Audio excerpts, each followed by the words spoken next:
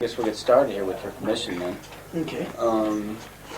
It seems like the tour has turned out okay in spite of the tragedy that happened not too far back. She's very happy for you in that I think respect. it's turned out better than okay.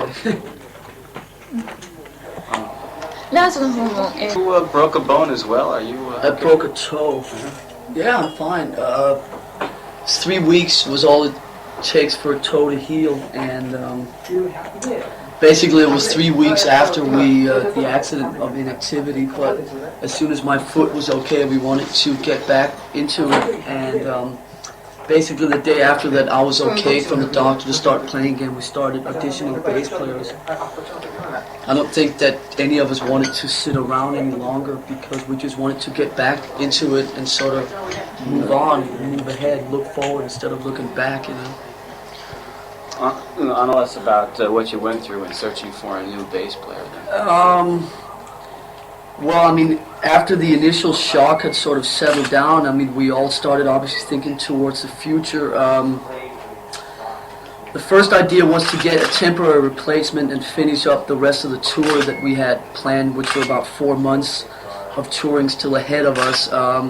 We then had a meeting, all of us, which was the first talk that we actually had about the situation, and decided instead of looking for a temporary replacement, why didn't we try and get a permanent replacement? And we left the Japanese dates in because we thought that that would give us, sort of, we would have a date which would put pressure on us to sort of get our shit together, not sit around for too long and sort of moan and groan over the loss of Cliff and the situation. So we left sort of the dates in, November 10th, which would be like, it would give us pressure and incentive to sort of get moving and do something about it. And because we only had a little under 3 weeks, there wasn't really time to do anything with placing advertisements in magazines, newspapers, or anything like that. So what we did was we just simply let the word out on the street that Metallica was looking for a permanent replacement. I called a lot of people that we know. The other guys sort of let the word out. Everyone just sort of asked around, what bass players would you think would be, recommended, or who are the sort of hot new young bass players? And there was this name that kept coming up all the time. Something. The guy sitting here next to me. And basically what happened was that we had a week of auditions where we went through about 60 people. And what was interesting about that week was that we felt that we could tell even before we started playing with the people if it was going to work out or not. And like I said, there was a couple of names that were sort of come up more than obviously other names, and we were obviously a bit more interested in then those names to spend more time together with them and give them a better chance or whatever. And like I said, the name that probably came up the most was Jason's name. Who? And Jason. And basically, we did a week of auditions. There were 4 people that we were interested in after that week, and asked them to come back and spend a day with us, each of them. Jason was second out of the 4, and after we'd spend the day with him and we were out drinking, somehow me, Kirk, and James ended up in the toilet together of that place where we were drinking, and we just sort of looked at each other and said, "That's it, right?" And that was it. And we went down and asked him if he needed a job. And he jumped up and screamed at the top of his lungs. And it just became, I think, initially when we started the search, it was like we wanted someone. We were looking even sort of in sort of hardcore bass players. I mean, we were very, very open-minded when we started off. But then as we went through the auditions, it became more and more apparent that we really, really needed someone that could play as much as possible, and someone who would also contribute some stuff in songwriting. And that's where Jason had a lot of favorable points, because he wrote almost all the stuff for his old band, and obviously was a very, very strong player. And like I told Jason the first day, we knew that we weren't trying to look for a sort of Cliff Burton #2 or anything like that, because Cliff was so unique and so different, and so just much of his own personality, that to try and do that, we would still be looking and probably would for another 10 years. And so we just needed someone who would fit in, a very strong player, strong personality, and so forth. And I know he doesn't have any of them, but we have to settle for him anyway. Yeah, of course. Connie, now, Jason, maybe you could give us some background briefly on yourself. Okay, let's see. When I was 18, I was born in Michigan. Okay, when I was 18, I was born in Michigan. A late starter. Yeah. Okay, I was born in Michigan. When I was 18, headed for California with a band. We just packed up all our gear in a truck, a U-Haul, and headed for Cal. All the other guys were like 24, 26 years old. They all, were quite a bit older than me. We got into the mountains in Arizona, right above Phoenix, and it was kind of cold, so we went down into the city and stayed there for a couple days, and pretty much ran out of money. All the rest of the guys went back to Michigan. They wimped out, and I kind of hung around, stuck it out, and I was working 2 jobs. And got a bunch of bass gear and new stuff, and got together with some kids, some younger kids in Arizona. Drummer Kelly Smith, who was the drummer of Flotsam and Jetsam, which is the band that I came from most recently. He and I are the founders of that band. We went through many guitar players, and stuff like that. And we finally got together with the final line of Flotsam and Jetsam in August of 1985. In February of 1985, I'm sorry. And we put out our first demo in August of 1985, which was received really well. Got attention from Metal Blade Records. What records? Metal Blade. Oh, Metal Blade. And we put out our first album, Doomsday for the Deceiver, in July of '86, and it's been doing very well. Great reviews, and it's doing really good, on the Kerrang charts and that stuff. I did pretty much about 60, 70, maybe about % of the writing of the music, and I wrote all the words to the music, or lyrics, and then we would. We were pushing the record, and then the Cliff Burton incident happened, and Lars gave me a call. I guess I got good references from Elektra Records and Metal Blade, and some other people, and so he called me for the audition, and I about freaked out, and so I got all the tapes together, all Metallica tapes, and sat down. I had 4 days before my audition, and sat down and learned as much as I possibly could in those 4 days. And I was convinced that there was no way I wasn't going to get the job. I wasn't going to let it pass me by. It was, like a dream come true. And so there's no way I was going to let it slip by me. Okay. So I went and did the audition, and did pretty good the first time. They called me back a few days later, and it seemed to work really good. They made it very comfortable for me, more than I expected, and the personality seemed to work pretty good, and just went from there. Okay. It's really pretty much like a dream come true. You had to kind of join the band with very short notice, and what was the toughest part about that? The pressure from, the people, what they're going to be expecting. Like Lars was saying earlier, Cliff, he's, what can you say? He was like his own person, and just, I always liked Metallica, and I always liked Cliff, I always looked up to him. And just to even be considered for the job, it was, really big to me.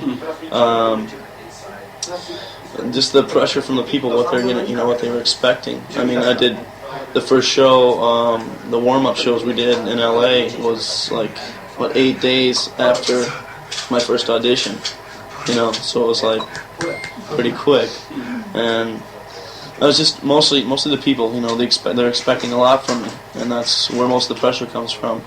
At first, I did feel pressure from these guys, because they were big to me. They were, like larger than life or whatever, because I looked up to them for so long.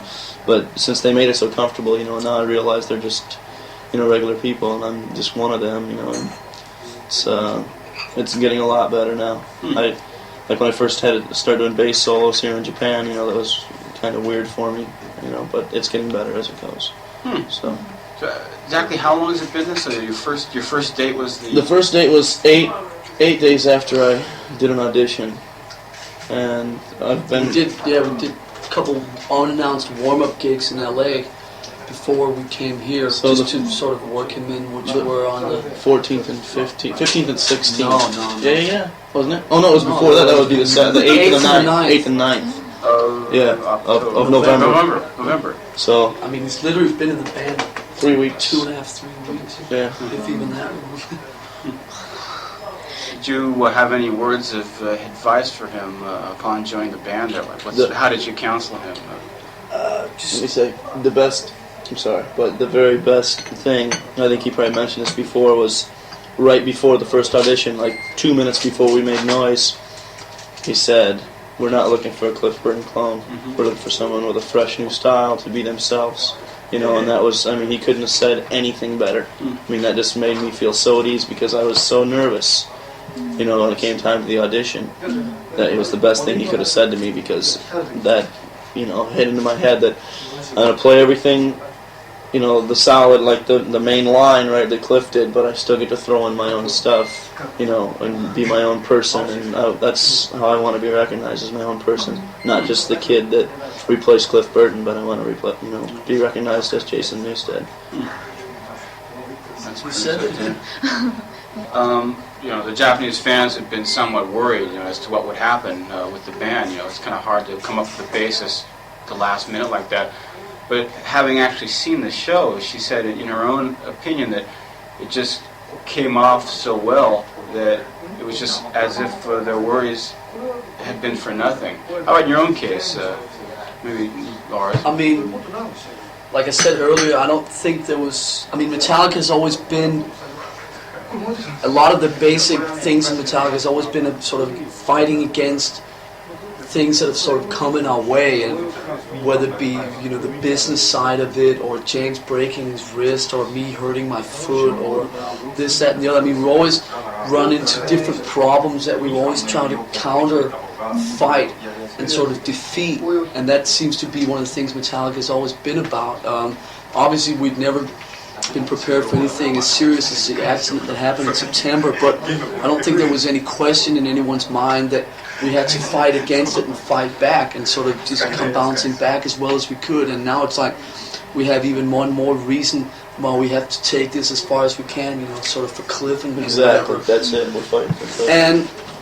And it's like I said, that we decided that first meeting, which was the day before the funeral, which was the first time all of us were together with our management and everything, that if we left the Japanese dates in, it would sort of put us under a time pressure to get our shit together, not sit around and moan and groan for many months and feel sorry for ourselves and whatever. That the best thing for the situation would be to get back out on the road as fast as possible. It would be best for our heads and whatever. And Metallica is the kind of band that, in terms of rehearsals and practicing and stuff like that, we don't need all that much, because we just get bored with the material and whatever. So, we had 3 weeks. We found Jason. We had a week to work with him, and here we are playing. And it's like, I keep looking ahead instead of looking back, and like when we're on stage, you don't even think of what has been going on in the past. You just look ahead, and here we are playing. As far as I'm concerned, it's just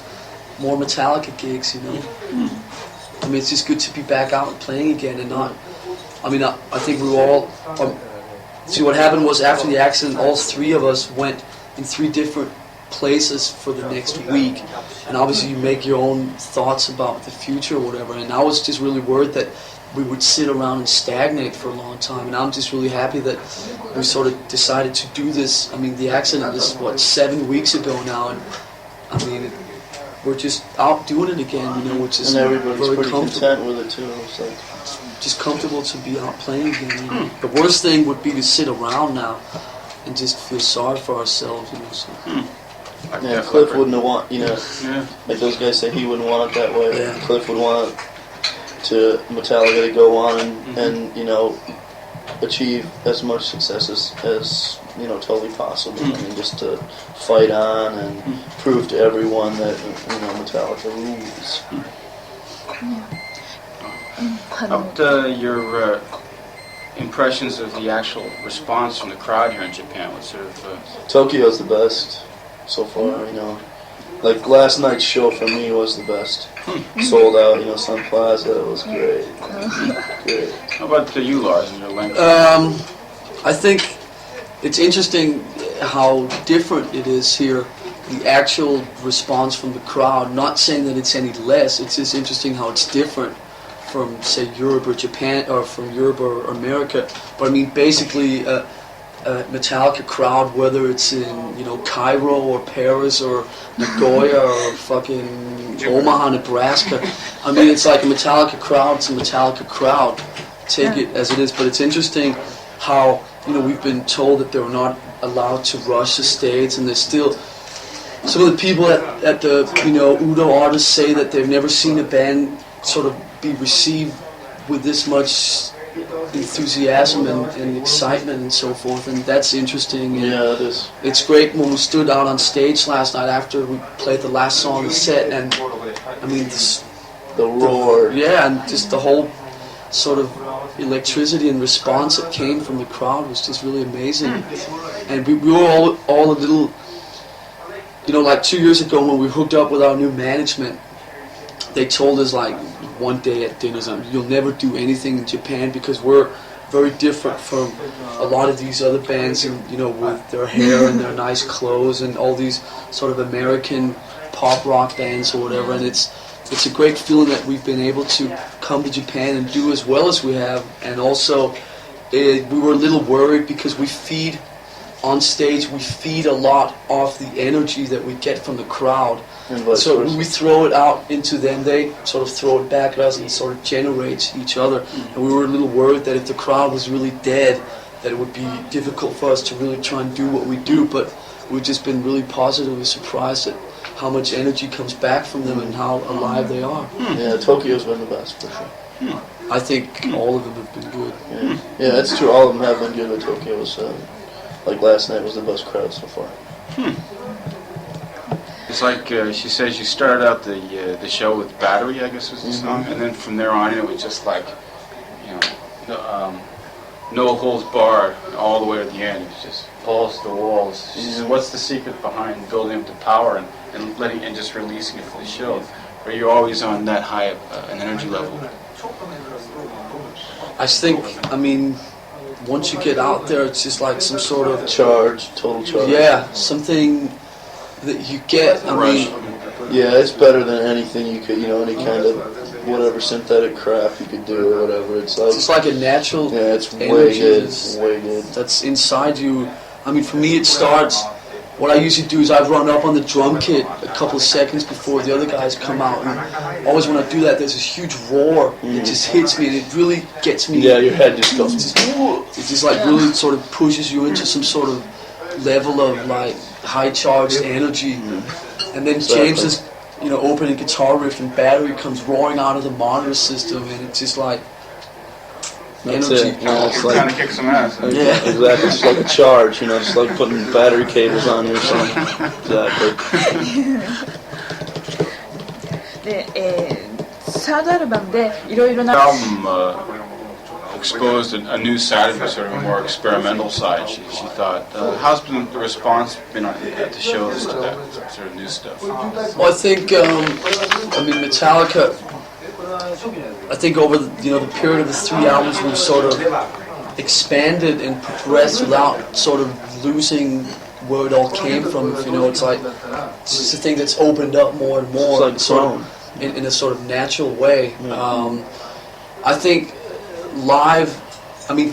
For us, the main thing has always been that the power in the music and the energy in the music, and I think, like I've said so many times before, it's been an interesting challenge and an interesting way in writing songs to try and get that power across in different ways and just playing as fast as you can, also getting the same level of power and and energy, for instance, playing slower or playing heavier or playing subtle even. And I think live we sort of want to make sure and mix all of those different things together. And like I said, it's just interesting to try and get that powerful feeling other ways than just always playing fast. I mean, I get just as much power or energy out of playing the slow stuff in the sense, you know, and it's great to do all these different things. It also makes, I think, if the set flows better when the moods always change.